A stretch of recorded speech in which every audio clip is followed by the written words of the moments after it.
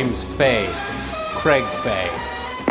Ignore the socks and sandals. Anyway, here's what's wrong with the Daniel Craig James Bond movies and why the next iteration of the franchise should be set in the 1960s. Now, full disclosure, I love Daniel Craig as James Bond. Now, I grew up with Pierce Brosnan as my James Bond. That was my guy. That's how I pictured the character for a very long time. And then I saw the first 5 minutes of Daniel Craig in Casino Royale, and I thought, wow, that makes Pierce Brosnan look like a cardboard cutout. I believe that Daniel Craig can take a punch. I also think that Casino Royale is the best James Bond film ever. I also think Quantum of Solace is underrated and actually works pretty well if you watch it as a Casino Royale 1.5. Plus, it's got a pretty snappy runtime, coming in at under 2 hours, which is surprisingly rare for a James Bond film. More sub-2 hour action films, please. And the beginning of Skyfall has James Bond coming into his own as the grizzled, drunken misanthrope he's always meant to be. But then, about 2/3 of the way through the movie, it all becomes too personal. This all starts with Javier Bardem's Silva, easily one of the best modern Bond villains, suddenly revealing that his evil plot to expose British spies was all just to settle a personal vendetta against Judi Dench's M. Not the British government, not MI6, not the intelligence community at large, M. Just M. Is that a cow on an elevator? Because the stakes have been lowered. Yes, the third act drops globe-trotting cyber-terrorism in favor of a Home Alone-style showdown in the Scottish countryside, assisted by an old Scottish man who is obviously intended as a Sean Connery cameo for the franchise's 50th anniversary, but wasn't. It wasn't played by Sean Connery. So why have the character? Is it just to see if two octogenarians can take down an attack helicopter? Anyway, despite this flaw, I still think Skyfall stuck the landing. It introduced a lot of classic Bond elements and characters like Moneypenny and Q, and provide a satisfying conclusion to what I would call the Becoming Bond trilogy. Or it would have been a satisfying conclusion if they didn't make 2 more movies where the issue of things getting personal got so much worse. In Spectre, we're introduced to Blofeld, James Bond's most enduring villain. Seriously, if you don't know, Dr. Evil is based on him, and we'll get back to that in a second. But this iteration of Blofeld is played by Christoph Waltz, a phenomenal actor who has portrayed some of the most iconically evil villains ever shown on screen. It should have been a slam dunk. But then, it is revealed that everything James Bond has endured and gone through in the last 3 films was all an elaborate plan to torture and get revenge on James Bond specifically. It was all me, James. It's always been me, the author of all your pain.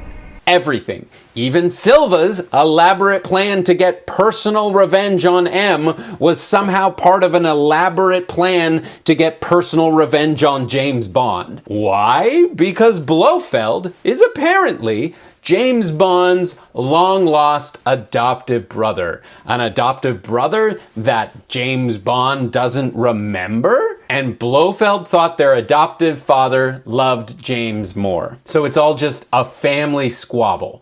Huge, secretive criminal organizations operating undetected by the intelligence agencies of the world, and it's not for money, it's not for political power, it's all because daddy didn't love you. It's so bad. In fact, it's so bad, Austin Powers Goldmember did it back in 2002, making Austin Powers and Dr. Evil brothers. And I remember hating it then. The 3rd installment of a James Bond parody film did it as a joke that I hated, and then 13 years later, the real franchise did it earnestly. And side note to screenwriters, if your character is going to say this was all part of the plan, there has to be a plan. You have to explain to the audience how that plan worked and how it resulted in the situation the characters are currently in. You can't just have a villain say, "I've been one step ahead of you the whole time," as a demonstration of how smart they are. You know the protagonist so well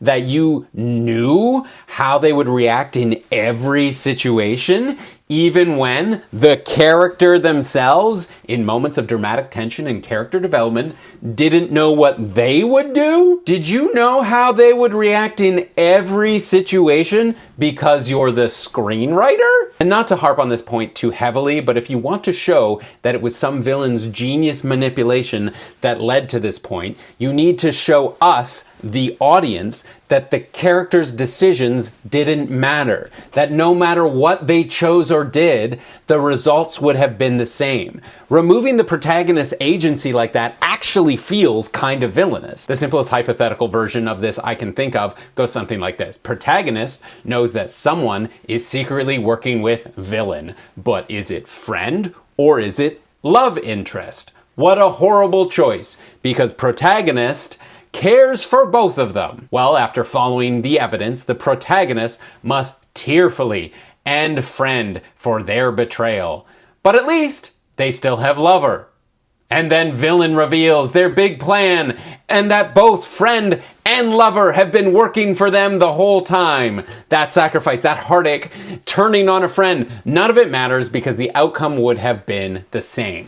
Pretty villainous, right? Contrast that to the villain saying, "Aha! I knew you would murder your friend because that's how I planned it. I'm very smart and knew you would do that. That's all part of my plan." Anyway, I think No Time to Die did a decent job of cleaning up the mess and giving a definitive ending to the Daniel Craig era. But it's still got pretty bogged down in all the personal stuff. Like Madeline Swan is returning love interest from Spectre, is the daughter of Mr. White, a villain from Casino Royale, and she is the psychiatrist to Blofeld. Safin, the movie's villain, played by Rami Malek, is the guy who killed Madeline's mother when she was a child because Mr. White was ordered by Blofeld to kill Safin's family. We're not even out of the pre-credit sequence and we've got so much personal revenge, a soap opera would choke on it. Then, of course, it turns out that James Bond has a daughter with Madeline, and long story short, he must sacrifice himself so that Safin's DNA targeting nanobots don't get him. All of this is played as twists and revelations, but it doesn't feel twisty or compelling. It just feels stupid and incestuous. Like a wacky supervillain plot, like a plague of DNA targeting nanobots, should feel threatening. Something that we, the audience, would all fall victim to if not for the intervention by some anonymous, morally dubious secret agent. But instead, everyone involved has a pre-existing relationship going back decades, and it all sort of just plays out like some sort of high school drama. This is made all the worse by the world that these movies, particularly the later ones, were released in. Because we have real-world James Bond villains now. We have billionaires building their own rockets and creating their own private satellite networks. We have social media companies spying on people and manipulating democratic elections. Foreign governments are murdering journalists. Russia is waging war at Europe's doorstep, and we have reality TV stars colluding with foreign powers to get themselves elected president of the United States. Not to mention the release of secret government documents listing all the rich and powerful people meeting on a secret Caribbean island to be the most evil. One of which was British royalty. If one of these billionaire tech bros had killed a woman by painting her gold, it wouldn't have even made the news. One, because it wouldn't even be close to the most evil thing they'd done that day. And two, they've all bought up and shut down all the newspapers. No? Okay. And listen, James Bond movies have never been super political. They're international action blockbusters meant to appeal to as wide an audience as possible. They are popcorn films, and there's nothing wrong with that. But they have always been contemporary. They have always been of their time. Like in the 1960s, the height of the Cold War and the space race, there were plots about rockets and nuclear weapons. In the 70s, there were plots around drug smuggling and the energy crisis, and also rockets and nukes. In the 80s, there were plots about microchips and drug smugglers and nukes.